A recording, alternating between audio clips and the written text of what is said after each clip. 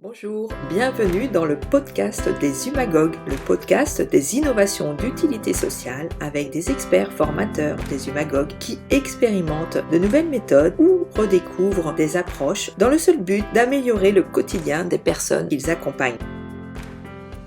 Merci de prendre du temps pour discuter avec moi autour de la publication de ton livre qui est toute récente.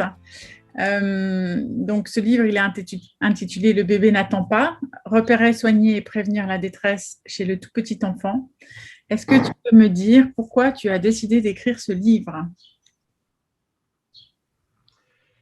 Merci Alexandra d'avoir organisé cette rencontre. Pourquoi j'ai écrit ce livre ? En fait, initialement, ce livre était ma thèse de psychologie du développement que j'ai passée sur le tard, il y a quelques années seulement, que j'avais envoyé à Boris Cyrulnik, qui m'a conseillé d'en faire quelque chose de beaucoup plus grand public et aussi de plus personnel. D'accord. Et donc, j'ai écrit pour qui ai-je écrit ce livre ? Initialement, ce n'était pas dans une perspective grand public. Ça, c'est Odile Jacob qui m'a aidé et Marie-Laurène Collard chez Odile Jacob qui m'ont aidé à le réécrire de façon beaucoup plus grand public. Initialement, je pense que je visais les équipes de petite enfance, les internes en pédopsychiatrie, en périnatalité, et puis toutes les équipes avec toi, avec Martine et avec Sylvie, on a formé et on va former en France. C'était pour que ces équipes qu'on forme sur l'ADBB aient une histoire de l'ADBB et puissent avoir quelque chose un document pour garder l'histoire de ce concept. Oui, c'est ça qui est vraiment, je trouve intéressant. Moi, j'aime beaucoup toujours voir les histoires des concepts scientifiques. Et je pense que pour le retrait relationnel, c'est particulièrement intéressant. Est-ce que d'ailleurs, tu peux nous parler un petit peu plus de ce concept de retrait relationnel du bébé et de son histoire, du coup ?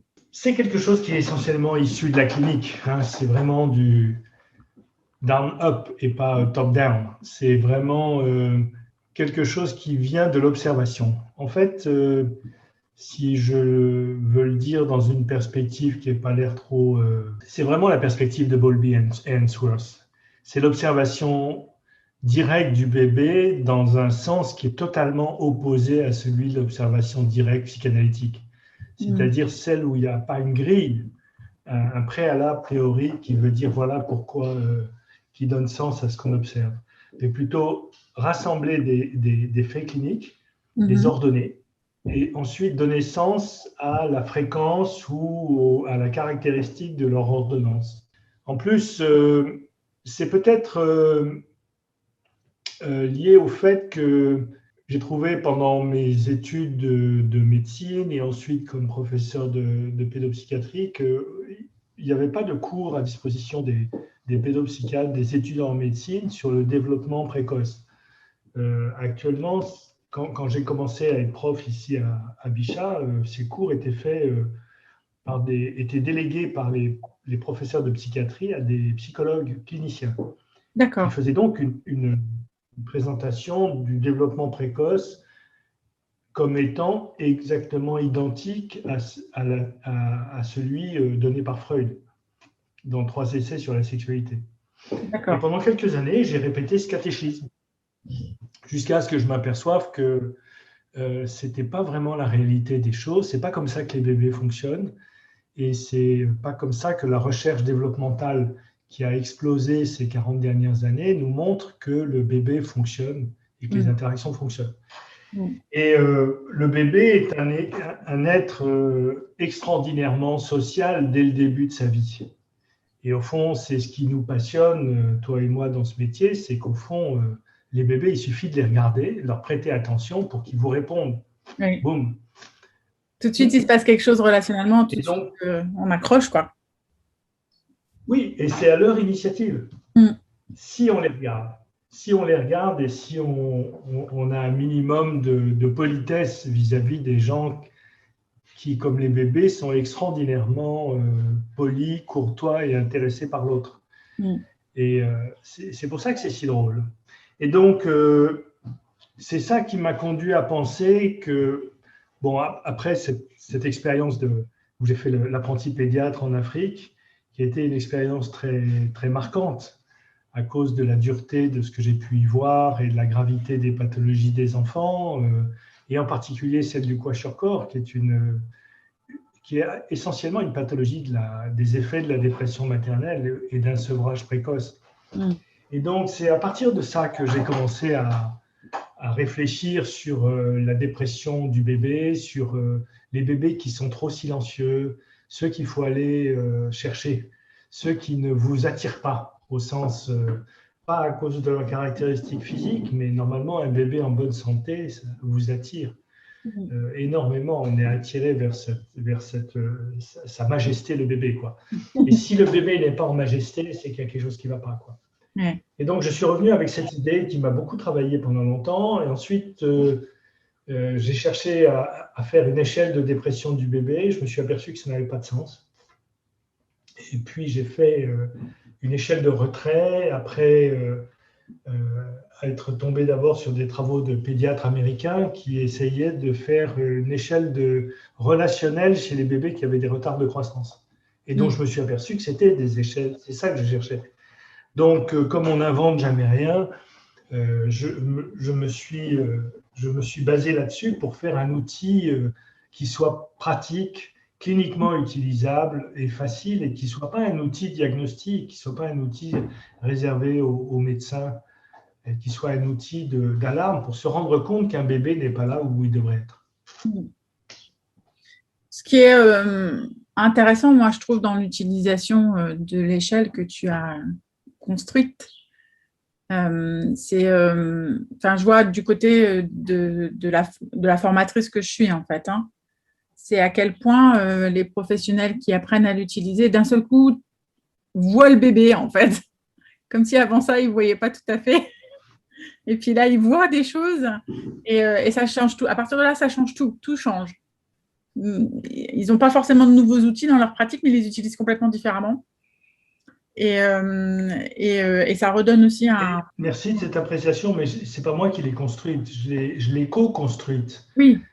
C'était vraiment avec la PMI de l'Institut de Puériculture, avec Martine Vermillard et Edith Tway. C'est l'idée de qu'est-ce qui pourrait nous servir à mieux voir ensemble. Et c'est ça l'idée. Effectivement, à se centrer sur le bébé, parce qu'effectivement, c'est pas si facile que ça. Quand il va bien, c'est sans difficulté parce qu'il nous garde, il nous garde sur lui. Mais dès qu'il s'absente un petit peu, il est tellement facile de passer par-dessus. C'est d'un côté facile de passer par-dessus quand il va pas bien et qui fait plus l'effort de travailler, mais il y a aussi le fait que quand il va vraiment mal, c'est tellement inconfortable pour nous d'avoir ce bébé qu'on a tout un tas de processus aussi défensifs qui nous protègent de voir cette souffrance de bébé. Et c'est pas simple de décortiquer ça et de rester là en se disant ah ouais, en fait, ce bébé me met mal à l'aise, me fait me sentir mal, me fait me sentir triste, etc. Et ça veut dire qu'il y a quelque chose qui ne va pas pour lui. Ou presque pire encore, c'est ce que j'oublie ce bébé. Oui, alors ça, c'est encore plus grave. Un exemple que je raconte dans le livre. Bon, on a vu un petit peu pourquoi tu t'es intéressé spécifiquement au comportement du bébé. Donc, ça fait à peu près 20 ans, finalement, que tu développes la recherche sur la notion de retrait relationnel. Plus proche de 30 que de 20. D'accord. OK. Quand tu vois l'évolution, parce que moi, quand je vois l'évolution de la recherche sur le retrait relationnel, j'ai toujours les neurones qui se connectent de plus en plus avec les neurosciences. Ça, il y a plein de choses qui se développent dans ma tête. Qu'est-ce que tu dirais qu'on peut en retenir globalement de toute cette évolution de la recherche sur cette notion de retrait relationnel? Que c'est une notion clinique qui a encore du mal à trouver sa place dans le champ de la psychologie du développement.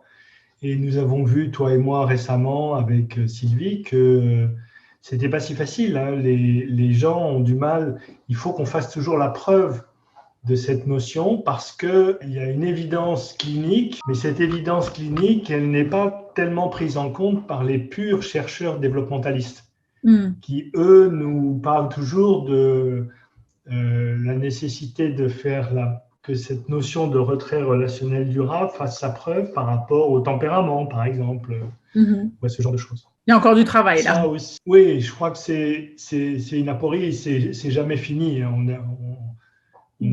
convainc pas les gens complètement. Il y a toujours des gens qui vous diront ah oui, mais ça, c'est pareil que ça ou ceci, cela. Ceci étant, c'est quand même impressionnant de voir qu'au fond, les bébés sont les mêmes à peu près partout et que même si aucun des bébés n'est égal à un autre, c'est-à-dire que tous les bébés diffèrent dans leur capacité individuelle à résister à quelque chose qui va les mettre en retrait, mais ils vont finir par y être plus ou moins rapidement. Mais on s'aperçoit qu'il n'y a pas eu une culture où, par exemple, le seuil à cette échelle, qu'on prenne la courte ou la longue, soit franchement différent d'une autre. Oui, donc, ça, c'est impressionnant. Ça, c'est impressionnant.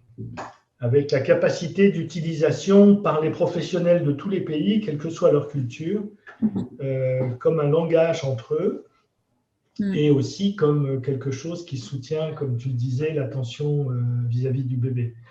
Donc, au fond, c'est un outil qui permet de développer un raisonnement clinique evidence-based, clinical evidence-based, basé sur l'évidence clinique, sur ce qu'on recueille dans la situation, là et maintenant. C'est vraiment très très proche de ce que Brazelton a révolutionné les choses et on n'a fait que mettre nos pas dedans, c'est-à-dire au lieu d'aller chercher des réflexes néonataux, on va chercher la meilleure qualité relationnelle de ce bébé.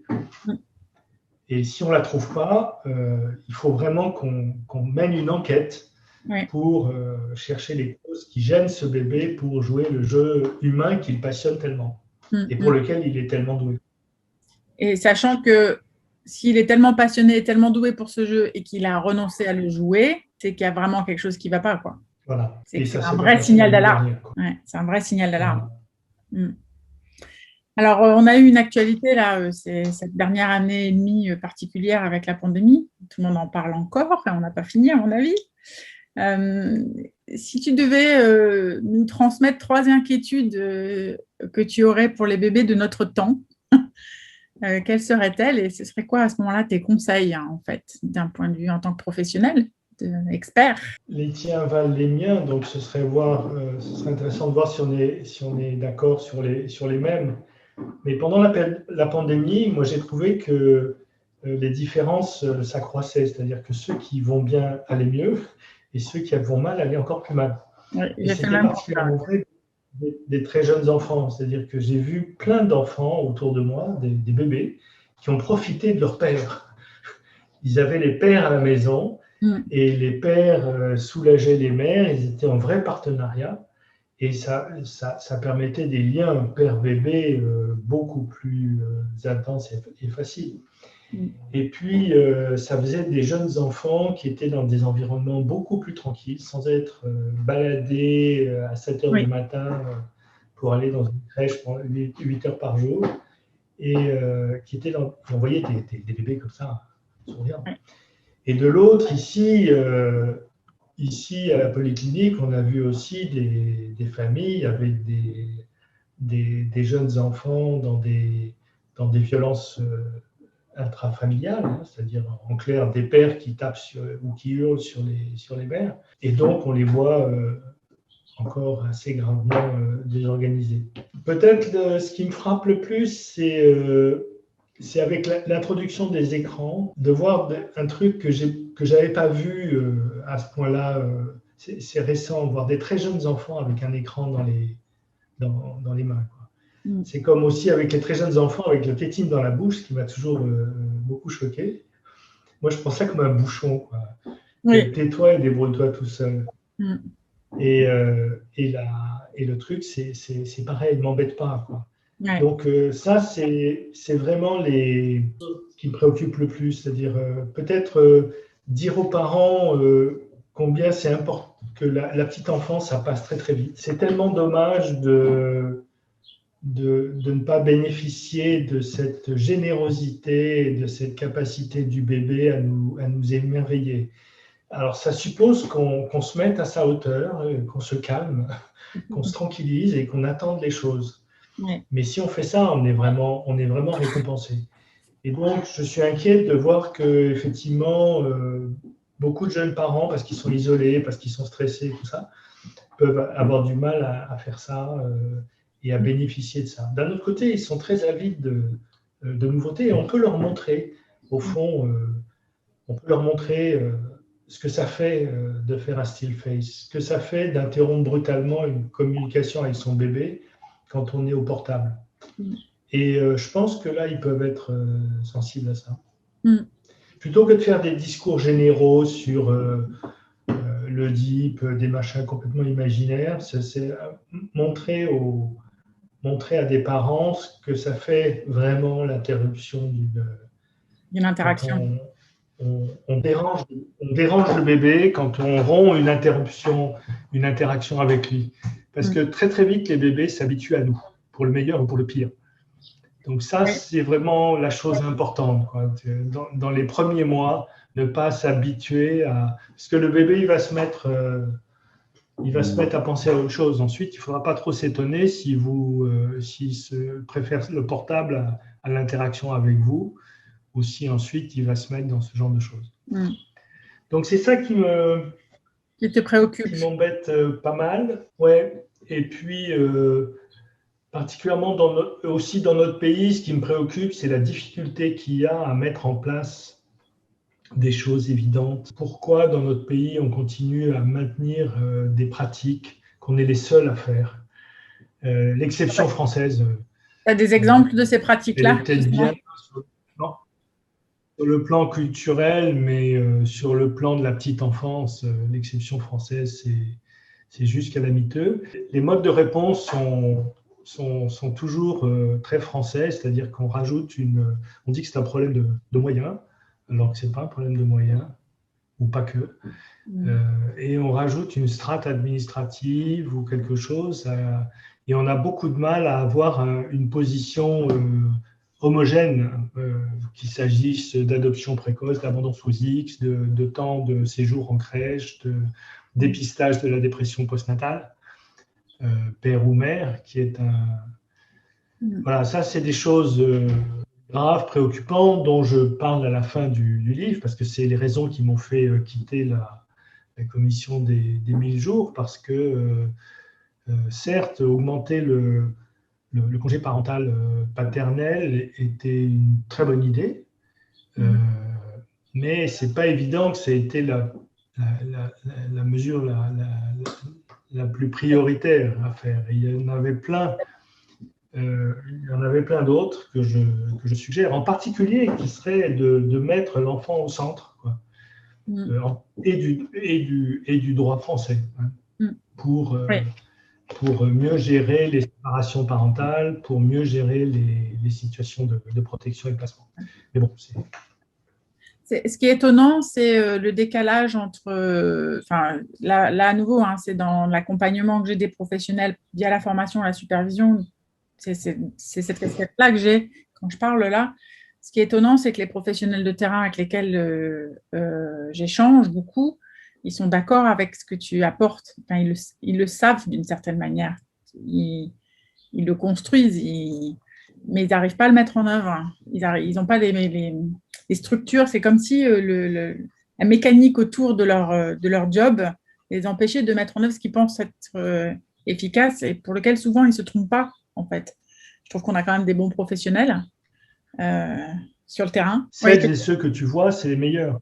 Celles et ceux qui viennent dans nos DU d'attachement ou de psychiatrie mentale, c'est les meilleurs. C'est ceux qui veulent se former. Le problème, c'est que leurs institutions n'ont pas encore, en France tout du moins, le niveau d'exigence pour la formation des gens qui existe partout ailleurs. En Belgique, au Luxembourg, en Angleterre, en Hollande, en Espagne, en Italie. Et ces institutions fonctionnent sur des modèles qui sont très, très, très caducs, quoi. Oui, il y a du chemin encore à faire. Si on devait empaqueté joliment notre conversation par rapport à tout au bien-être des bébés, cette notion de retrait comme signal d'alarme, et puis tes inquiétudes aussi. Si tu avais un vœu à formuler pour l'avenir, ce serait quoi? Si tu avais un souhait? Qu'on continue à se préoccuper de cette période des 1000 jours. C'était quand même assez extraordinaire d'avoir un président de la République qui dit, voilà, cette période est essentielle, il faut qu'on fasse des choses et qu'on le fasse. Ouais. Alors, je pense qu'il faut que nous, les professionnels, on continue de peser en disant, oui, continuons. Continuons là-dessus. C'est une période, c'est pas ça qui va déterminer toute la vie, mais il y a beaucoup de choses qui peuvent se gâcher très tôt. Ce gâchis est évitable en grande partie, à cause de la puissance du développement et à cause du fait que les parents vont, comme le disait Selma Freiberg, vont faire beaucoup plus pour leurs enfants que ce qu'ils sont prêts à faire pour eux-mêmes. Ce sont deux leviers extraordinaires. Donc, je pense qu'il faut qu'on fasse beaucoup plus de formation, et c'est une des raisons pour lesquelles j'ai écrit ce livre. On intervienne plus auprès des gens pour leur dire, voilà les enjeux, et ça, c'est à votre portée. Oui, et alors il y a une dimension, tu me diras si tu es d'accord, mais il y a une dimension de faisabilité avec le bébé par rapport à des âges plus avancés dans le développement, c'est-à-dire qu'on est efficace, quoi. Oui, ça c'est une des raisons pour lesquelles j'ai fait ce métier plutôt que d'être psychiatre d'adulte ou de... Moi j'aime bien les choses qui vont vite. Les bébés, c'est comme conduire une voiture de course ou un cheval de compétition, quoi. Ouais. La réaction, elle est immédiate. Elle est même anticipée. C'est comme une danse avec les bébés, c'est comme avec un cheval. Le cheval, on anticipe la réaction de l'autre, et c'est un dialogue d'anticipation permanent, quoi. Et donc, c'est ça qui est merveilleux, quoi. Et puis, ça va très vite. On sait tout. Si on s'est trompé, on le sait tout de suite. C'est ça. On revient en arrière, hop. On corrige le tir. Et ouais, moi, j'ai choisi aussi de travailler avec les bébés parce que ça me permet de garder l'espoir beaucoup plus facilement et de continuer à avoir envie de travailler tous les jours.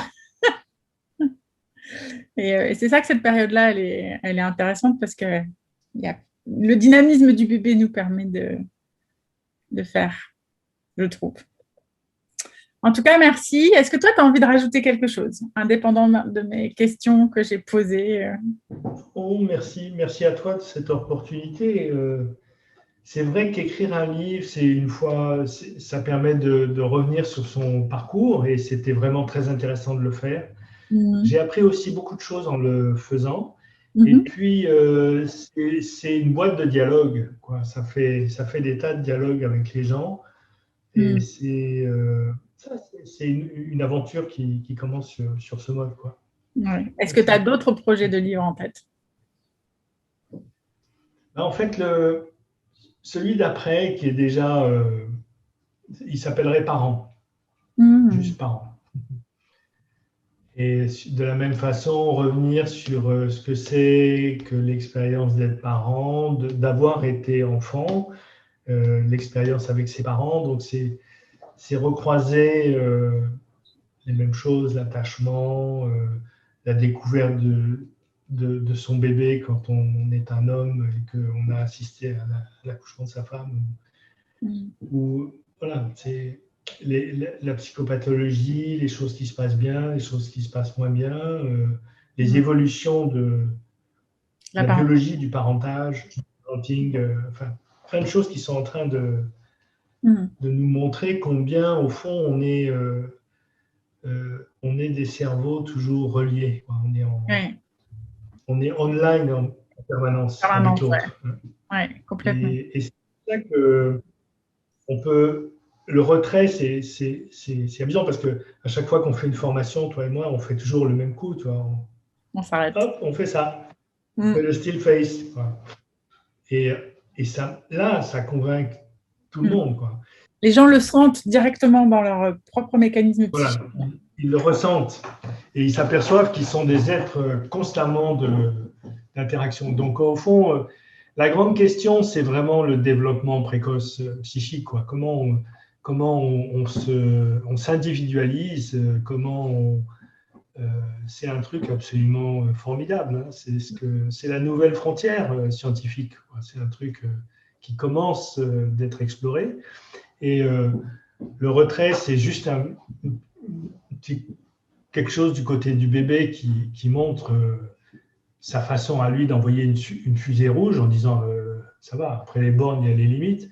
Et donc, ça m'intéresserait de rechercher quelque chose dans l'autre sens, quoi. De l'autre côté. Enfin, peut-être explorer la dimension de l'interaction. Et avec Sylvie Viau, on est en train de bricoler échelle simple, un petit qui serait une échelle d'interaction pour les professionnels pour pouvoir qualifier une interaction facilement, rapidement, basée sur une mise en situation, ce qui est toujours l'idée, quoi. On met en situation et on regarde, plutôt que de regarder quelque chose de figé ou de regarder, pire encore, rétrospectivement. Bon, c'est des beaux projets tout ça. Je suis curieuse de voir la suite. Je te remercie.